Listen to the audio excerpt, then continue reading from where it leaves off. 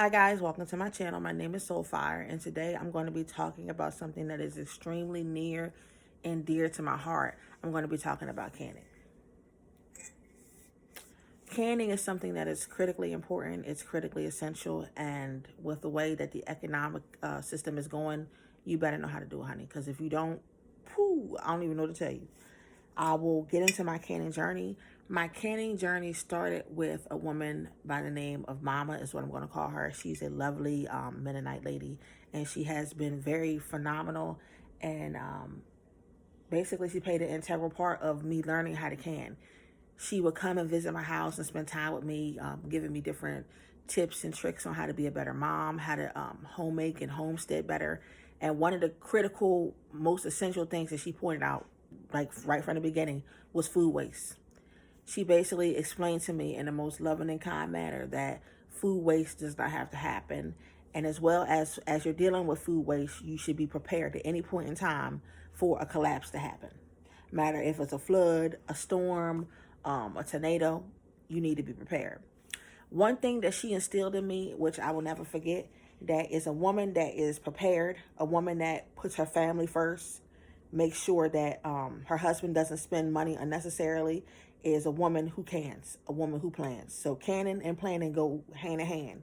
If you ain't planning, you ain't canning. If you ain't canning, you ain't planning. And that's mine. Don't try to steal it either.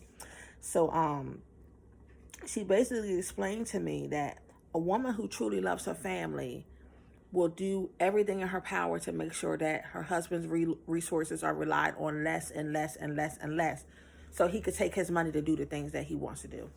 And even if you're not married, even if you're just living by yourself, canning is essential, and it needs to be a part of our community. We really got away from it. I don't even know why we got away from it, because if you look at the prices of food, if you look at even listeria and food contamination, it seems like every 5 weeks they're coming out with something saying that food has been damaged, food has been infected. I mean, that sounds crazy, food being infected, but they said it was affected. They said it, not me.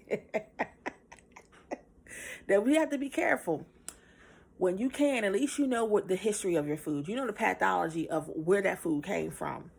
And this may sound so crazy to some people who've never done it before, but this jar right here has the ability to literally protect your family in the event that something happened. You don't even have to have a bunch of canning jars around. Even if you had just like 300 of them like in a closet, or even 50 of them in a closet. I mean, for some people, they probably got thousands. I mean, that's up to them.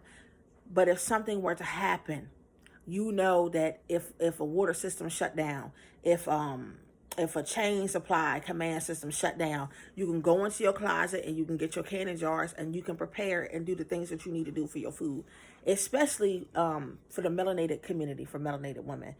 We become so materialized that we don't realize that these old-fashioned traditional techniques are things that are critically essential. They're critically important. Looking good is important. I won't lie. Feeling good about yourself. Self-love is important. But you won't be able to do any self-love, honey, if you die of starvation. Which I highly doubt that that I would be dying of starvation and you would be dying of starvation. But maybe it's not even that. Maybe there is a massive flood, like we saw with Milton, with the hurricanes and the storms and the tornadoes and all the things that happened.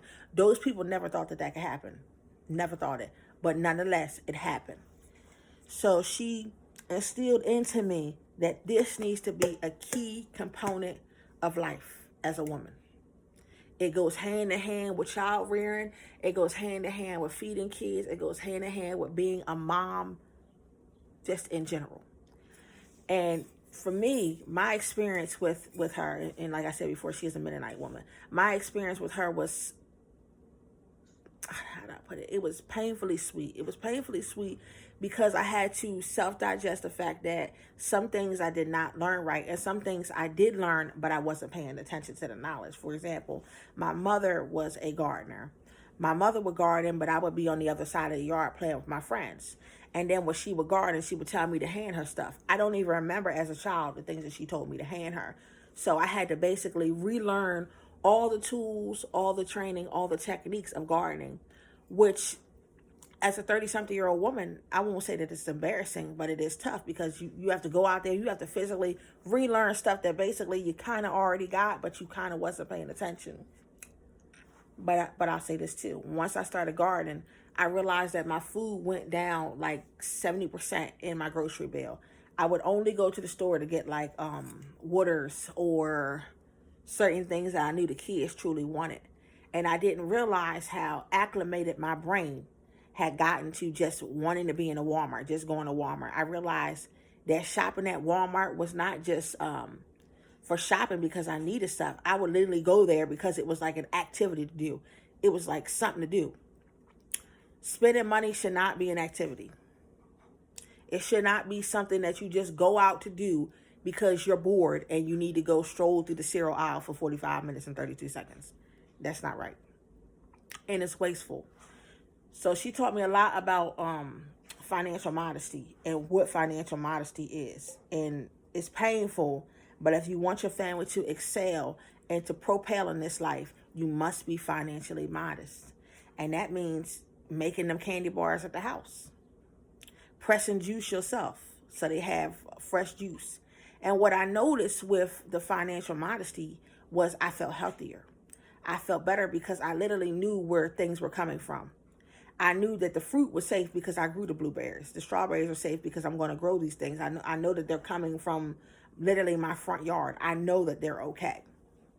And the blessing in return was the fact that I didn't have to spend money unnecessarily. I literally didn't. Then I got to see how foolish it was, the concept of going into the Walmart to purchase stuff that's literally for free. A grape seed is basically free. A strawberry seeds are basically free. All of these things that God blessed me with, that He gave to me, I'm literally paying somebody to plant it in the ground, spray some chemical on top of it, and walk away for 8 to 12 weeks, and then come back and put in a package and hand it to me. When I can do the same thing minus the chemical, and that goes hand in hand with canning. I'm able to can my own food, and I know that it don't got chemical. I know that you didn't sprayed what you would call them on top of it. There's so many chemicals, I can't even name the chemical, but I know you ain't spraying that on top of it. So for me, it was a painful journey, but it was a necessary journey. And Mama, I thank you, even though you probably won't watch this because you won't be on TV like that. But I thank you for teaching me the things that you taught me, because it made me a better woman. It made me challenge what I thought about society. And I began to see that I was programmed unnecessarily. The programming that's taking place, it's beyond me. Like, when you get to understand what these people are doing to us, it's not right. It's not right. So I urge you all today to go can, to go plant vegetables, to go put fruits in the ground, to go do the things that our ancestors did, because it's not just something that we could do. It should be a requirement at this point. So thank you so much for coming by my channel. This is a very short video, but I just want to share that with you. Thank you so much for coming by my channel. Go out and get you some canning jars. I don't care if you got to get on Alibaba or somewhere and go get some, or AliExpress. Go put your tomatoes in there. Go put your seasonings in there. And go put them canning jars inside that hot water and provide for your family. Anyway, God bless you. Bye-bye.